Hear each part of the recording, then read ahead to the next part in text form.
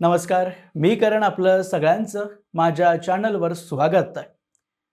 मैदानो 17 जूनच्या दिवशी उद्धव ठाकरेंचे 6 खासदार महाराष्ट्रात कोणालाच कानोकान खबर न लागता दिल्लीत पोहोचले आणि लोकसभेचे अध्यक्ष ओम बिर्ला यांना पत्र लिहून आपल्याला एक वेगळ्या गटाची मान्यता देण्याची मागणी केली. ठाकरेंचे खासदार फुटणार याचा पूर्व अंदाज जवळपास सर्व पत्रकारांना आला होता. अनेक दिवसांपासून त्याबद्दल बातम्या देखील चालवल्या गेल्या.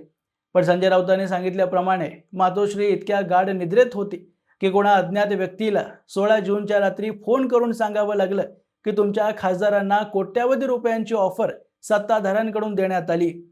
पण 2022 प्रमाणेच यावेळीही ठाकरेंच्या डोळ्यांदेखत 6 खासदार दिल्लीला रवाना झाले, शिंदेंसोबत बैठका घेतल्या आणि 22 जूनला महाराष्ट्रात येऊन पत्रकार परिषदेत शिवसेनेत पक्षप्रवेशही केला. व संजय राऊत आणि तमाम ठाकरेंची निष्ठावंत मंडळी केवळ गेलेल्या खासदारांना शिव्याशाप देत तोंडाची वाफ दौडवत राहिली.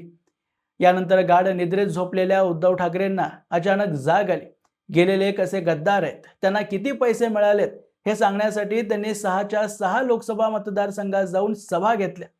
पण हे करत असताना आम्ही अगदी जीव तोडून सांगत होतो की जे गेलेत त्यांना आधीच थांबवता आलं असतं आणि आता गेल्यावर त्यांच्या नावाने रडगाणं करून काहीच उपयोग होणार नाही. उलट जे आमदार तुमच्याकडे उरलेत त्यांना सांभाळा, कारण ऑपरेशन टायगरचा 3रा भाग आमदारांसाठीच केला जाणार आणि आज ते भाकीत 100% खरं होताना दिसतं. कारण एका बाजूला उद्धव ठाकरे गेलेल्या 6 खासदारांच्या नावाने बोटं मोडत असताना एकनाथ शिंदेने मात्र ठाकरे गटाचे विधान परिषदेत असलेले आमदार आणि आदित्य ठाकरेंचे अत्यंत निकटवर्तीय समजले जाणारे किंवा ज्यांच्यामुळेच 2024च्या विधानसभा निवडणुकीत मिलिंद देवरा यांच्या विरोधात त्यांना जिंकता आलं अशा सचिन अहिरेंना थेट विधान परिषदेत उपसभापती करून शिवसेनेत पक्षप्रवेश दिला. पहिल्यांदा जेव्हा ही बातमी वृत्तवाहिन्यांवर झळकली तेव्हा यामागे आदित्य ठाकरेंना वळीत हरवणं हे एकमात्र कारण वाटलं. पण एका व्यक्तीला जो दुसऱ्या पक्षातून तुमच्याकडे येतोय आणि त्याला थेट विधान परिषदेत उपसभापती करून इतकं मान सन्मान देणं, यामागे केवळ एका नेत्याला हरवणं किंवा एका मतदारसंघाला काबीज करण्यासाठीची रणनीती नसून सचिन अहिरेंद्वारे आदित्य ठाकरेंपेक्षाही मोठं लक्ष शिंदेंना मुंबईत साध्य करायचं. त्यासाठीच इतका मोठा डाव त्यांनी खेळलाय. सचिन अहिरेंचा पक्षप्रवेश झाल्यापासून सर्वजण आदित्य ठाकरेंचं नाव घेत आहेत की त्यांना हरवण्यासाठीची जी कसर 2024च्या विधानसभा निवडणुकीत राहिली तिला पूर्ण करण्यासाठी एकनाथ शिंदे अहिरेंद्वारे पुढच्या निवडणुकीला समोर ठेवून फिल्डिंग सेट करतात. याबद्दल पत्रकार परिषदेत एका पत्रकाराने आदित्य ठाकरेंचं नाव घेत शिंदेंना प्रश्नही विचारला की आदित्य ठाकरेंना वरळीत हरवणं तुमचं लक्ष आहे का? त्यावर उत्तर देताना शिंदेंनी अगदी थोडक्यात सांगितलं की एखादा निर्णय जेव्हा मी घेतो तो कुठल्याही नेत्याला किंवा मतदारसंघाला पाहून घेत नाही आणि इतर गोष्टींविषयी त्या त्यावेळी योग्य तो निर्णय घेतला जाईल. यावरून आपल्याला कळतं की शिंदेंनी हा निर्णय लांबचा विचार करून घेतलेला. कारण एखाद्या नेत्याला पक्षप्रवेश देऊन लगेच उपसभापती करणं ही सामान्य घटना नाही. त्यामागे नक्कीच दीर्घकालीन योजना असणारच, ज्याचा अनुमान आपल्याला अब्दुल सत्तार यांच्या वक्तव्यावरून लावता येतो. शिंदे आणि अहिरे यांच्या पत्रकार परिषदेनंतर पत्रकारांशी संवाद साधताना त्याने म्हटलं की ठाकरे यांचे 6 खासदार फोडण्यात योग्य ती मदत अहिरेंनी केली होती आणि त्याचंच बक्षीस म्हणून शिंदेंद्वारे त्यांना विधान परिषदेत उपसभापतीपद देण्यात आलंय. आता अहिरे यांचा थेट संबंध 6च्या 6 खासदारांशी येत नाही, पण त्यातल्या एका खासदारासोबत अगदी राष्ट्रवादी काँग्रेस पक्षात असल्यापासून त्यांचे घनिष्ठ संबंध व त्या एका खासदाराला शिवसेनेत आणण्यासाठी एकनाथ शिंदे फार उत्सुक होते आणि त्यासाठीच त्यांना अहिरेंची मदत हवी होती. कारण या दोघांद्वारे लोकसभा व विधानसभा अशा दोन्ही निवडणुकीत शिंदेंना मुंबईत जो झटका बसलाय त्याला भरून काढण्यासाठीची लागणारी साधनसंपत्ती व जमिनी स्तरावरील मजबूत संघटन शक्ती या दोघांकडे आणि यात त्या महत्त्वाच्या खासदाराचं नाव आहे संजय दिना पाटील. लोकसभेच्या निवडणुकीत इंडिया आघाडीच्या अपप्रचारामुळे महायुतीला सर्वत्रच नुकसान सहन करावं लागलं, ज्यामुळे महायुतीतल्या तिन्ही पक्षांचे 2019च्या तुलनेत फार कमी खासदार निवडून आले. अजित पवारांचं तर एकच, तेही पक्ष चिन्हात निर्माण झालेल्या गोंधळामुळे रत्नागिरीत सुनील तटकरे निवडून आले. पण विधानसभेच्या निवडणुकीत मात्र महाविकास आघाडीचा सुपडा साफ करत युतीने प्रचंड यश मिळवलं. या निवडणुकीवर अनेक राजकीय नेत्यांचं भवितव्य अवलंबून होतं, खास करून एकनाथ शिंदेंचं. कारण 2022च्या बंडानंतर ही पहिलीच विधानसभेची निवडणूक होणार होती आणि खरी शिवसेना कोणाची याचा निर्णय जनतेला या निवडणुकीत द्यायचा होता. ज्यात 57 आमदार निवडून आणत शिंदेंनी जवळपास सर्व जिल्ह्यांमध्ये उद्धव ठाकरेंच्या विरोधात बाजी मारली. पण ज्या मुंबईत शिवसेनेचा जन्म झाला, ज्या शहरातून बाळासाहेबांनी हिंदुत्वाचा विचार राज्यभर पसरवला, तिथे मात्र शिंदेंच्या सेनेने कच खाल्ली. कारण ठाकरेंच्या एकूण 20 आमदारांपैकी 10 एकट्या मुंबईतून निवडून आले होते व लोकसभेत मुंबईतले 6 पैकी 3 खासदार त्यांच्याकडे अगोदर होतेच.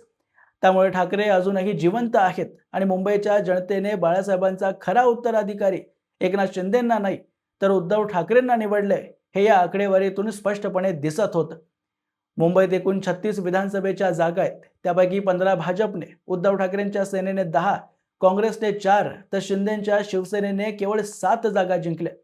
वरून 2026ला जानेवारी महिन्यात झालेल्या मुंबई महापालिकेच्या निवडणुकीत सुद्धा राज्यात महायुतीची सरकार असताना, शिंदेंकडे सर्व प्रकारची साधन संपत्ती असताना उद्धव ठाकरेंचे 65 तर शिंदेंचे केवळ 29 नगरसेवक निवडून आले व महायुतीत सर्वात जास्त भाजपचे 89 नगरसेवक निवडून आल्यामुळे इतिहासात पहिल्यांदाच मुंबई महापालिकेचं महापौरपद शिवसेनेकडे न जाता भाजपकडे गेलं. राज्यभरात शिवसेनेचा विस्तार होऊन एकनाथ शिंदेंची ताकद दिवसेंदिवस वाढते. पण मुंबईत मात्र ठाकरे सत्तेत नसले तरी अडीग आहेत ही बाब शिंदेंसाठी अतिशय चिंतेची होती. कारण जोपर्यंत ठाकरे राजकारणात जिवंत असतील तोपर्यंत 100% शिवसेना शिंदेंची झाली असं निर्विवादपणे म्हणता येत नाही. त्यामुळे शिवसेनेवर आपला वचक बसवायचा असेल तर मुंबई हातात असणं फार गरजेचं आहे हे शिंदेंना चांगलंच कळालेलं. आणि मुंबईला काबीज करण्यासाठी लोकांमध्ये काम केलेली माणसं, ज्यांचं संघटन जमिनी स्तरावर खंबीरपणे उभं आहे, अशा नेत्यांची शिंदेंना गरज होती. आणि या चौकटीत आजच्या तारखेला उपलब्ध नेत्यांपैकी संजय दिना पाटील आणि अहिरेंशिवाय दुसरं कोणी बसत नाही. सचिन अहिरेंची कारकीर्द पाहिली तर त्यांचा दबदबा मुंबईचा प्राण असलेला वर्किंग क्लास म्हणजे कामगारांमध्ये खूप जास्त आहे. त्याने आपल्या कामाची सुरुवात 1993 मध्ये राष्ट्रीय मिल मजदूर संघाद्वारे केली. त्या सुरुवातीला सरचिटणीस व नंतर अध्यक्ष सुद्धा झाले. पुढे 1996 मध्ये महाराष्ट्र राज्य राष्ट्रीय कामगार संघात काम केलं. या दरम्यान कामगारांच्या अनेक आंदोलनाला त्यांनी नेतृत्व दिलं. अनेक लोकांना हे माहिती नाहीये की अरुण गवळी सचिन अहिरेंचे सक्के मामा आहेत व त्यांनी सुरू केलेल्या अखिल भारतीय सेना या राजकीय पक्षातूनच अहिरेंनी आपलं राजकारण सुरू केलं होतं. गवळींसोबत राहून अंडरग्राऊंड क्राईम वर्ल्डच्या गँगवॉर्स पासून ते पांढरे कपडे घालून राजकारण करण्यापर्यंतचे सर्व दावपेच त्यांनी शिकलेले. आणि असे लोक शरद पवारांना किती पसंत येतात हे संपूर्ण महाराष्ट्राला चांगलंच माहिती आहे. त्यामुळे पुढे सचिन अहिर आपल्या मामांना सोडून शरद पवारांचं बोट पकडतात. 1999ला एनसीपीच्या तिकिटावर शिवडीतून पहिल्यांदा आमदार होतात. त्यानंतर 2004ला दुसऱ्यांदा पुन्हा एकदा शिवडीतून आणि 2009ला वरळीतून निवडणूक जिंकतात. या 15 वर्षांच्या कालावधीत अहिर शरद पवारांच्या इतक्या जवळ गेले होते की 2009च्या सरकारमध्ये त्यांना 12 विभागांचं राज्यमंत्रीपद देण्यात आलं होतं. त्यात गृहनिर्माण, झोपडपट्टी सुधारणा, घर दुरुस्ती व पुनर्बांधणी, नागरी जमीन कमाल धारणा, उद्योग, खाण, सामाजिक न्याय, व्यसनमुक्ती उपक्रम, पर्यावरण, आदिवासी विकास, भटक्या विमुक्त जमाती कल्याण, इतर मागास बहुजन कल्याण अशा महत्त्वाच्या मंत्रिपदांचा समावेश होता. यावरून तुम्हाला कळलं पाहिजे की मीडिया पवारांच्या किचन कॅबिनेट मधला विश्वासू माणूस म्हणून अहिरेंचं नाव उगाच नाही घ्यायचे. आणि इतकंच पुरेसं नव्हतं की पवारांनी त्यांना पुण्याचं पालकमंत्रीपद सुद्धा 2012ला देऊ केलं. पण जसं शरद पवारांचं मूळ मंत्र राहिलंय की सत्तेसाठी काही पण आणि गरज पडली तर विचारधारेला मुठमाती देऊन जाणार कोणासोबत पण.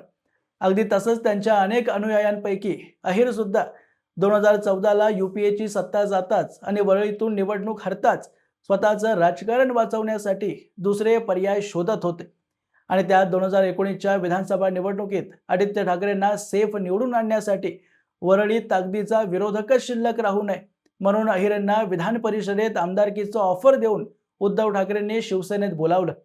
अगदी अशीच कहाणी संजय पाटलांची सुद्धा. सुरुवातीला एनसीपीत, मग सत्ता जातात शिवसेना. कारण या नेत्यांची अनेक अशी कामं आहेत जे सत्तेशिवाय होणं शक्य नाही. आणि त्यामुळे सत्ता नसेल तर यांच्याकडे पर्याप्त पैसा येत नाही आणि तो पैसा नसेल तर संघटन चालत नाही. म्हणून या दोघांना राजकारणात जिवंत राहण्यासाठी आज ना उद्या सत्तेत जाणं अपरिहार्य होतं. दुसऱ्या बाजूला यांच्या संघटन कौशल्याची व साधन संपत्तीची शिंदेंनाही गरज होती. त्यामुळेच यांनी शिवसेनेत पक्षप्रवेश केला. आता मी असं म्हणणार नाही की विचारधारेसाठी हे शिंदेसोबत आलेत आणि सत्ता गेली तरी शिंदेशी निष्ठावंत राहते.